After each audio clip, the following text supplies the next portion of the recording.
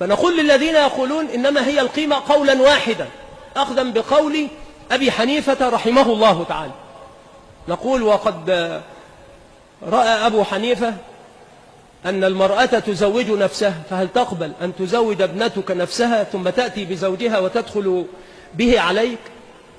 هو يقول إن هذا لا شيء فيه. هل تقبل هذا لابنتك أو لأختك؟ نحن نسأل لماذا تقبل هذا ولا تقبل هذا؟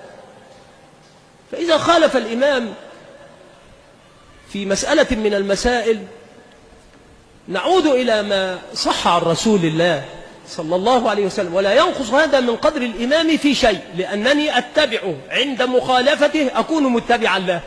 كيف أكون متبعا له عند مخالفتي إياه؟ لقوله هو، فكلهم صح عنهم إذا صح الحديث فهو مذهبي.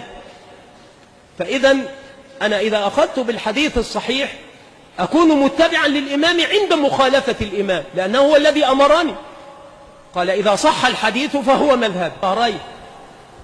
لأن الأحناف خالفوا في أمور كثيرة، لأنهم كما هو معلوم لا يلجؤون إلى الآثار دائما، فهم يقولون بالقيمة، ولم يخالف إلا أبو حنيفة رحمه الله، إمام معتبر متبع لا خلاف على هذا، وليس من الحط من شأن أي إمام من الآئمة إذا ما خالف سنة الرسول صلى الله عليه وآله وسلم أن يقال خالف.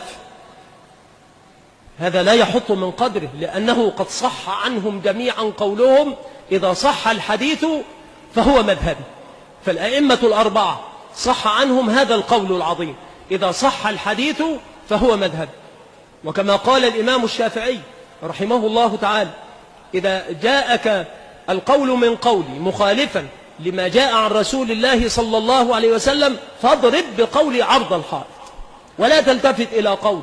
ومن يكون المرء حتى يخالف رسول الله صلى الله عليه وسلم؟ فأنت إذا خالفت الإمام فيما خالف فيه لأن السنة لم تصله أو لأن الحديث لم يكن عنده مما يعمل به، كأن يكون معارضا بما هو أقوى منه في نظره، أو أن يرى أنه منسوخ أو لا تتبين له الدلالة منه، إلى غير ذلك مما يعرض للآئمة، لأنه لا يعقل أن يخالف إمام من أئمة المسلمين سنة النبي الأمين صلى الله عليه وسلم. ولكن أبا حنيفة رحمه الله خالف في هذا الأمر كما خالف في مسألة الولي.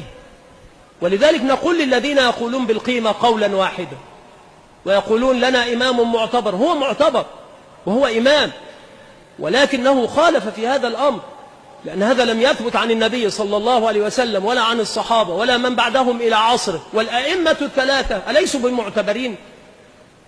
الإمام مالك والإمام الشافعي والإمام أحمد كلهم على عدم إجزاء القيمة قولا واحدا. فالمسألة ليست انتقاء، يعني أنت تنتقي، لأنك إذا أخذت برخصة كل إمام تجمع فيك الشر كله،